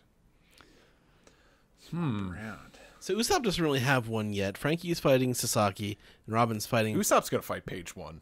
I think that's... Really, Page 1 is indisposed at the moment. I mean, I guess he Page could. one has at least a handicap. Right? Who is fighting? Who's who? Jinbei. Oh, that's right. Okay. Yeah. See, it's been so freaking long. The cat since, tree. Like, the giant cat tree. I want Jinbei's Right. fight with Who's Who to be Jinbei trying to put Who's Who in the carrier. Yeah. Sorry, keep scratching me. Here's some turkey. I'm trying to, I still wonder. I think after this chapter, it seems like King and Queen are all Zoro and Sanji. Zoro's got to break out of know. those Yeah. bandages at some I don't point. know. Zoro might be out of it He might be. for a while at least. Yeah. I don't know. It's the Wano arc. Zoro's gonna have his day. He's also Zoro. They're not gonna bench him. Yeah. I do wonder if it's still gonna be Dogstorm and Jack. I think it should be. I I think it should be. Because Yeah. Cat Viper's got the Parasparrow fight to come in. Yeah. Yes. I like that. Yeah, a lot of these on the subject of swapping, like there's not any that I don't like, but there's a lot that I wasn't expecting. Like I wouldn't have called that Cat Viper was gonna avenge Pedro, but like that makes perfect sense. Like that's really cool. Yeah. Yeah, I think I would have liked to see Carrot and Wanda win that fight, but I think that was definitely like a sort of casualty where I think maybe Oda just thought like I can't have like Big Mom's oldest child like getting beaten by, these sort of like young minks who are not, super duper battle tested. That might have been what was going on there. Yeah. Was that the last piece? No Straw Hats in that duo, I guess. Huh? Is that the last disc piece, Steve? That is the last. All right. So we have from emails, we have the answers to the trivia that one of our listeners had from Ben Wild, from a couple of weeks ago. So if you remember I'll read the questions and I'll read what the answers were. So the first question he asked was, how much sweets did Luffy claim to eat on Fishman Island? And the answer was all 10 tons. So we actually got a half point for that because we just said all of it. Oh, right. So the tattoo that Mont Blanc Cricket has on his left arm says maroon. What a maroon. So and I'll just say Did we not get that one? no. He said we got 3.5 points. So we got what? We only got one wrong, and we got half points for the first one. So I'm not sure which ones we got right and wrong, honestly. Oh, okay. He didn't say. No. Which number of Battle Frankie do we see first in Frankie's flashback? It was number 8. And a Bunchari bubble bike costs how much to own? It's 10,000 berries. I And think we got that one right. I think right? so, yeah.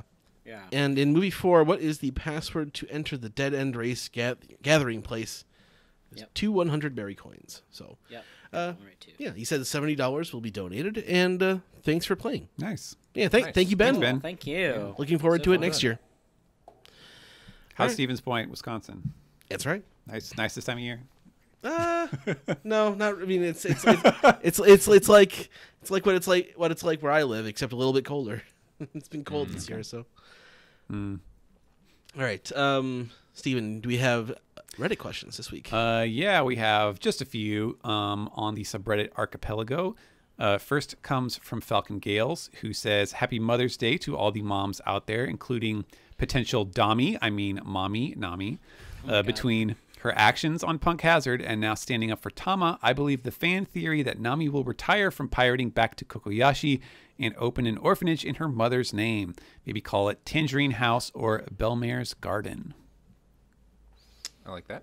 That's nice. Yeah. Well, isn't Belmare also just French for stepmother?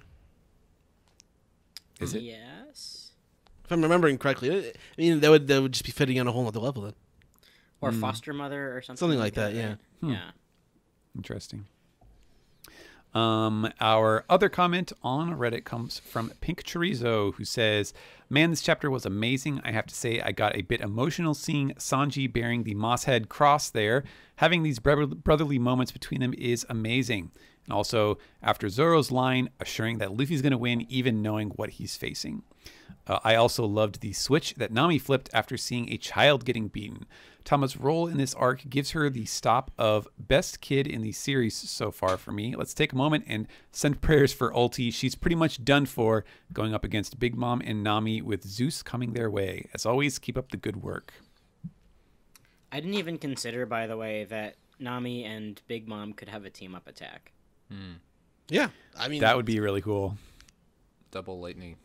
That seemed like it would be overkill on LT, but you know, hey, like I love Big Mom. I'm a big Mama's boy. That came out wrong.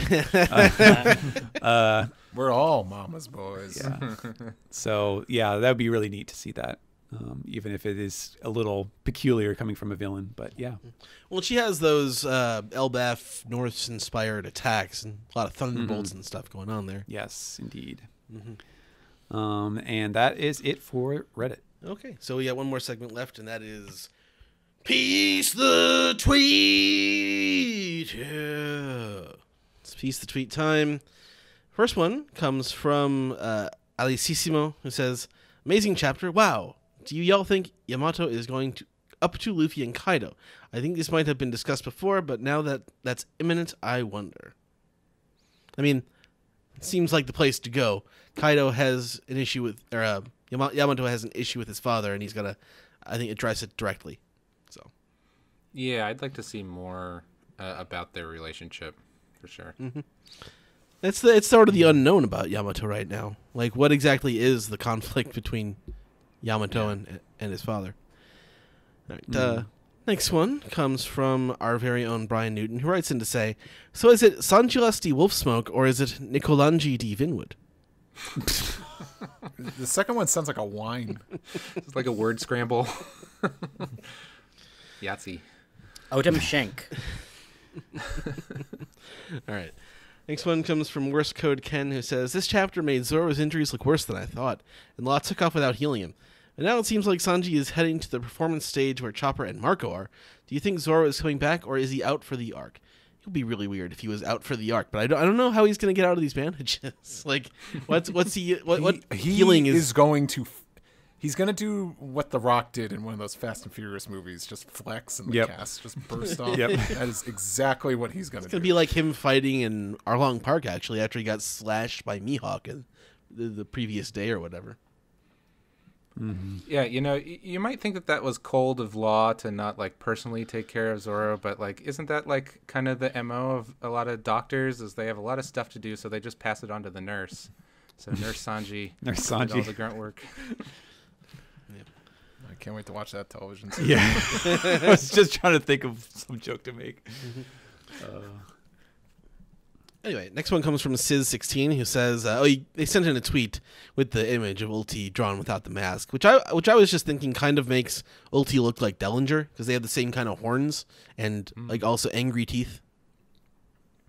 Yeah, I think on a serious note, I am a little disappointed that happened, just because like I feel like Ulti's mystique is the mask. Like we're not meant to see that, so that was a pretty big oversight. She's got to take it off every once in a while. Fogs up her glasses. takes off, just reveals it's just Twilight Princess from My Little Pony. Well, it's the right color scheme. So, Yeah. next one comes from Trafalgar Wolfwood, who says, "Hey OPP, Sanji looks so much like Nicholas D. Wolfwood in this chapter, with Zoro as his cross. So I'm wondering if he'll use Zoro as a weapon to bonk his enemies. Also, with Nami and possibly Big Mom getting into a fight with Ulti, I'm wondering what Usopp will do." I still think page 1's not out of this yet. I think That's true. Yeah. I think Usopp in page 1. He's the Spike Dudley of the arc. He's just getting thrown all over the place and just power bombed, and he always just keeps coming back. And they've been fighting, like, you know, Usopp was doing all the like Oh, yeah. Adam's apple attacks and, Right. and shit on him. So yeah, there's some history there. All right, next one comes from Nefertari Salem. I just want to sorry. see. I want to see Sanji have to slide down a hill and use Zoro. Oh, this is his rosebud. Or throw him like Gimli in Lord of the Rings. It kind of reminded me of the birth of Zoro. You know, just that face poking out. From Film Gold, Yeah, I had a recollection of that as well.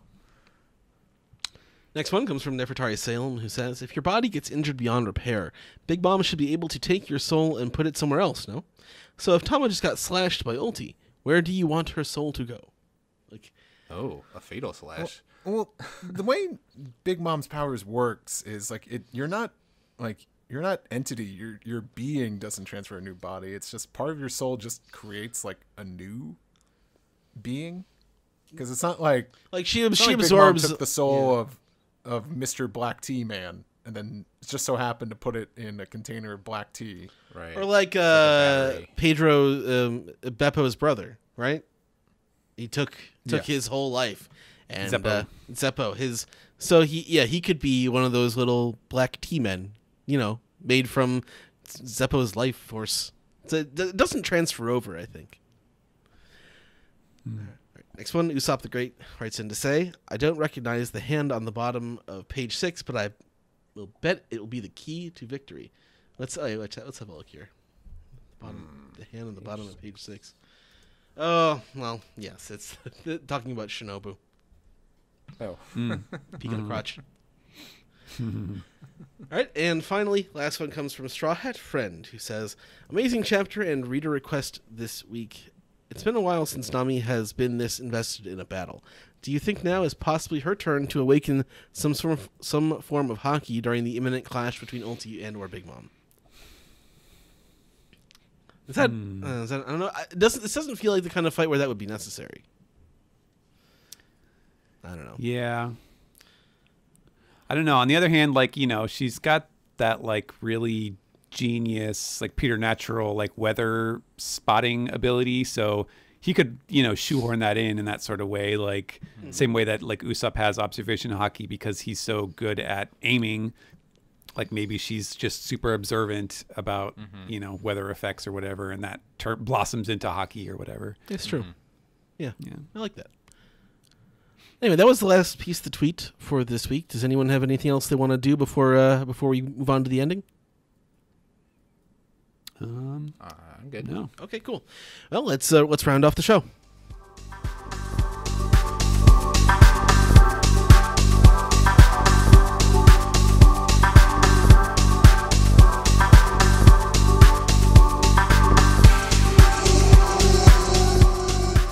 This has been the One Piece Podcast, episode 670 for the week of Sunday, May 9th, 2021. I want to thank everyone for coming on this week. We had a manga recap of Chapter 1012 and an anime recap for episode 973 with Sam. You also had your piece together, and we talked about some news up at the top. But, you guys have anything you want to plug? Sorry. I was supposed to say, we have our Patreon content coming out as well. The transgender representation episode of Fight Together is out on the main feed now. And we also have our episodes of Force to Watch for Kids. So the last one was about the first half of Logtown and sort of the end of Arlong Park, if you want to call it that. So let's see here. Joey, where can the people out there find you on the internet? I'm at Joey Weiser on Twitter and Joey Weiser Comics on Instagram. Instagram is pretty strictly just examples of my art and illustrations and comics. And my Twitter is a bit more all over the place. If you want to see me talking about One Piece every week and whatever movies I'm watching and stuff like that, check out my Twitter. And from there, you can find a link to my website where you can see my portfolio and stuff.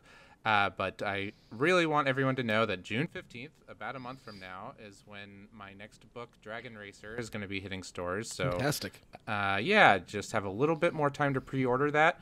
You can pre-order it wherever you like. I suggest using bookshop.org to pre-order sources from local bookstores or contacting your local comic book store or bookseller. But if you want a signed copy with a little sketch of the main character in it, you can order that from Avid Bookshop, AVID Bookshop. And Avid will have lots of copies signed by me personally, and the only real guarantee, though, that you'll get a signed copy from them is if you pre-order. So within the next few weeks, make sure to put in those pre-orders. I'd really, really appreciate it. It's a sequel of sorts to another self-contained graphic novel called Ghost Hog, and I also have the Merman graphic novel series. I will say that probably if you throw any of those into that order, I'll go ahead and sign those too. But I'm really, really hoping that folks will check out Dragon Racer and enjoy that. And I have a podcast that I co-host with Alex and our friend V called Toho Yaro, and that is a Japanese film club podcast. Let's see. Most recently, our episode is Girl Boss Gorilla, a girl gang gangster kind of exploitation type movie. And that's a fun discussion we had with Abby Denton. And upcoming, Alex, I think, is Bebop High School. Yes. Yeah, Bebop High School is the next one. Okay, cool. Yeah, fun 80s, Yankee delinquent kid high schooler movie. So Anyone we check us know out. in that one? Takeo Chi is in that. He's kind of in some tokusatsu stuff. Okay. But I don't think that he's... or that the voice cast- of Shiki, right? No. No. Wait, no. I'm thinking of that was someone Naoto else. Takanaka. Takanaka. Never mind. Yeah, I'm not sure. Takeo Chi's probably done some voice acting and stuff. I kind of somewhat jokingly called him a low rent Bunta Sugawara in that episode, but he's a tough guy that I like a lot, actually. If anybody's seen Shoujo Commando Izumi, he's the cop in that. Anyway, yeah, check us out and check out Toho Yaro on Twitter. That's where we tweet about upcoming Japanese film releases and any sort of news about our episodes and things like that. Rate and review and do all that stuff that podcasts want you to do. Fantastic. And Steven, where can people find you? You may follow me on Twitter at Translatosaurus. All right. And Alex. Find me on Twitter at dude! All one word. And listen to Toho Yaro, please. Is Super Art Fight still going on? Are you guys on hiatus currently? Yeah, right now we're on a bit of a break, but I think we're going to be having some new artists coming pretty soon. It's kind of exciting, so keep your eyes peeled on at Super Art Fight on Twitter, and check out the D&D game that we run every week. It's pretty fun. I'll be excited for the day when you guys can do Super Art Fight live and in person once again. Yeah, me too. Hopefully soon. Yeah. All right, Steve, where can people find you? SteveYurko.com, social media, Twitter, Instagram, Twitch, at Steve Yurko. All right, and Zach is not here, but he can be found on Twitter at Zach_Logan. I am at Weeb Trailers and at Edward E. One Piece. The podcast is available at OnePiecePodcast.com, Twitter.com, YouTube.com, and Facebook.com/OnePiecePodcast. OnePiecePodcast@gmail.com is our email address, and you can subscribe to us at Patreon.com/OnePiecePodcast. And let's see, you can subscribe on Spotify, SoundCloud, iHeartRadio, subscribe, rate, and review on Apple Podcasts, or call us on our phone number. That's 347-497-MAJI. That's 347-497-6254. Call anytime. Anytime. With your questions, your comments, your theories, your reasons why there is, no monkey business around here. That's not true, but maybe... On a sunny afternoon. But, so, Steve, you have your non-trivia gimmick of what character do you want us to praise today?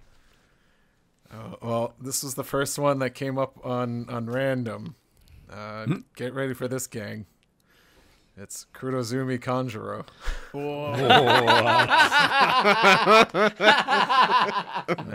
We all have to be nice and say one thing we like about them. Okay, well, who starts? He's a good actor. He is. He's really good. I really believe him. The initial gimmick of having a drawing-based power, but being bad at drawing was genius.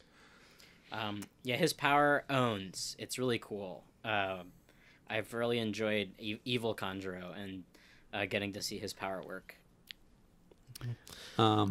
I would say that I really appreciate in One Piece a good theatrical villain, and he really hams it up. I'll give him props for that. Also, I think he has very luxurious hair. Mm-hmm. I like that his hair shape is very organic and oval shaped, and his clothes are very geometric. So it's a nice little, combination of that. Mm-hmm. He's a striking character design. I was going to offer the backhanded compliment of great character design in black and white. well, I wonder, isn't there a Ronald McDonald meme in Japan? Like, wasn't he a meme for a while? Was he? I mean, they had a lot of wacky commercials with him that got turned into like crazy videos to like techno music and stuff. I mean, he is basically Ronald McDonjuro, just. Oh my God, where was that at the beginning of the episode? Yeah, save it for second to last minute. Yeah, the really funny chapter that had Sanji carrying around Zoro in a cross and Nami standing up to Dinosaur Lady. Yeah, let's name it after Kanjuro. Ronjuro McDonjuro. Ronjuro McDonald Suki. Damn, that's really hard to do. Well, all right. We were nice. Yeah, Odin was right about him. Mm-hmm. He's creep. He's a little twerp. A little wiener kid. Yeah. Anyway, so that's it for the One Piece podcast this week. We'll see y'all next week. Bye, everybody. Bye-bye. Bye.